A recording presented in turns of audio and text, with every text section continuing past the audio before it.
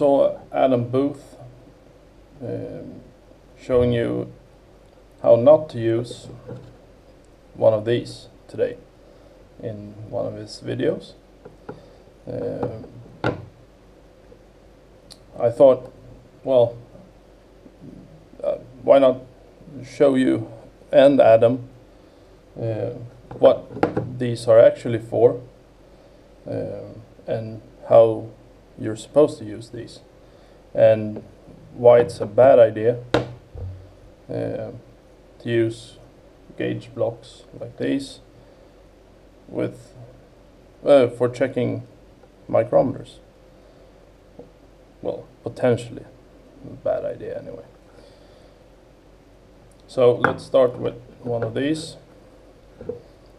In Adam's video, you could see him take a gauge block, the one that he wanted to check the micrometer with, and put it like so, and stack a couple of gauge blocks up here, and use this simply as a holder to hold the gauge blocks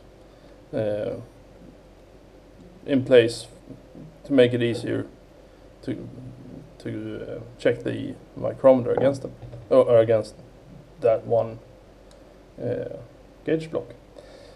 But that's not the way to use these. These are, rightly, as Adam said, these are clamps for stacking gauge blocks. But you use these when you're ringing stuff together, or ringing multiple gauge blocks together, and when you want to use accessories with those gauge blocks. So let's take this one, and you can push this and pull that out, and that's a quick release. And then you take, for example, we can take these two, or why not make it even bigger and easier, a little A-bomb size. So we take these two and we put them in like so, and see there's a radius on this end right here. It's 0.750 inches, and there's a flat part here, so you would put the one radius on like so.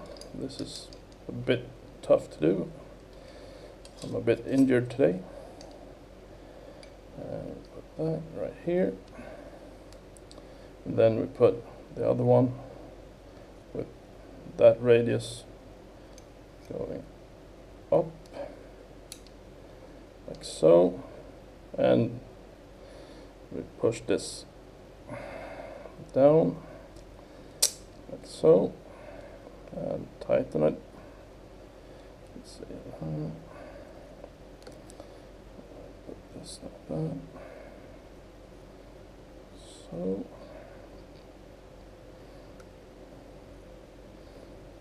And there we have it. Now, this being radiused on both ends usually means that it will be used to check a bore of some sort, larger one for size.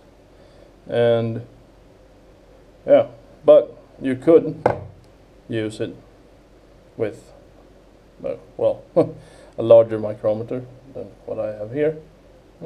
Yeah. Anyway, another reason why it's a bad idea to do checks with a micrometer directly on a gauge block is that these are precision lapped surfaces on these ends, and these are carbide tipped, and you will scratch and wear your gauge blocks out if you use carbide tipped micrometers sliding across the lapped surfaces. You have wear blocks for use with gauge blocks, and wear blocks, as the name suggests, are sacrificial blocks for that wear out instead of wearing out the your set of gauge blocks.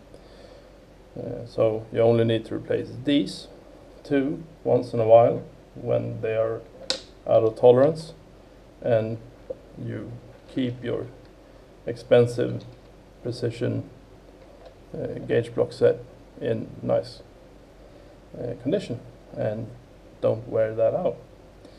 So yeah, always nice to see Swedish made tools being used today still.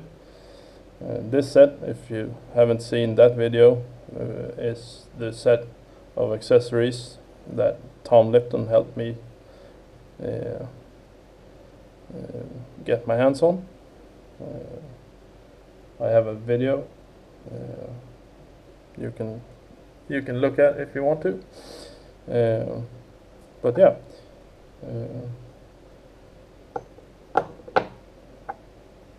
now you know how to use this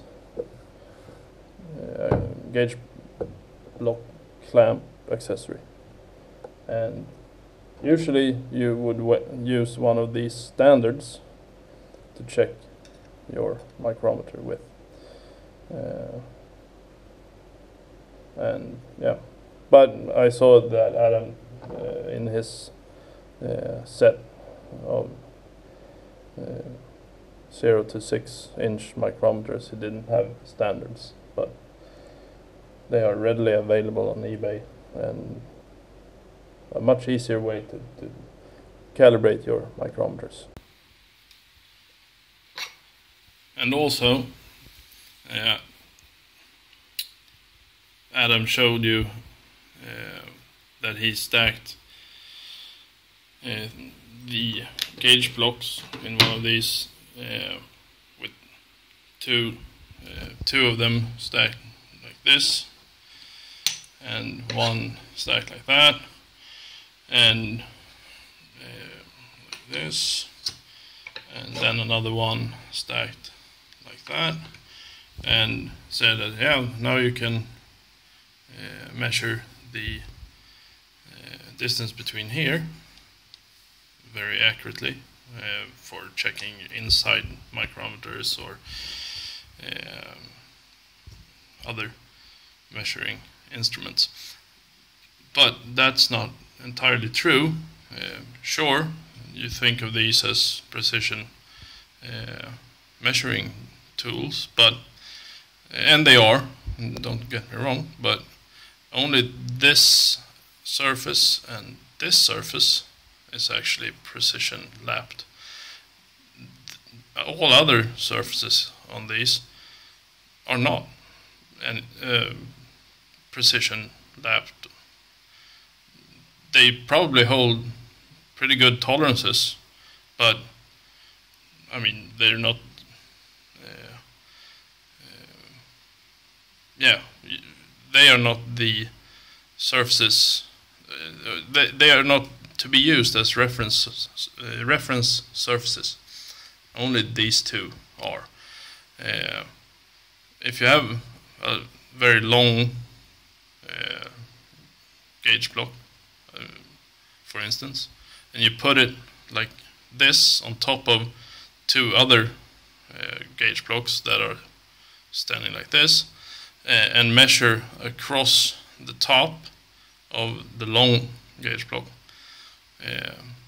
you will probably see that it's not parallel compared to if you put this setup like I just described it on a granite surface plate or another precision flat surface, because these are not the surfaces to be used as reference surfaces. Only these two sides of a gauge block is supposed to be used as such. You could, using Adam's method, technically put them like so, with the reference surfaces aligned correctly, and now you have a precision distance that you can use for whatever purpose. But again, I strongly advise against using any carbide tipped measuring instruments directly contacting the lapped surfaces of the gauge blocks. So yeah, and also I stopped his video a bit short, so he actually showed that he had standards for checking the micrometers. And yeah, if we take a look at this standard right here that came with this Mitutoyo micrometer. By the way, a micrometer that only goes down to 1/100th of a millimeter comes with a standard that is let's see here, 100 millimeter minus 1/1000 of a thousand of a millimeter. So these are very precise. You can see it also says that it is 100 millimeters minus 1/1000 of a millimeter at 20 degrees Celsius. So you should definitely be confident that using a good standard like the ones provided with most micrometers will get you a nicely calibrated or I don't know, calibrated, but set micrometer that you should feel confident in using. So again, till next time, thanks for watching.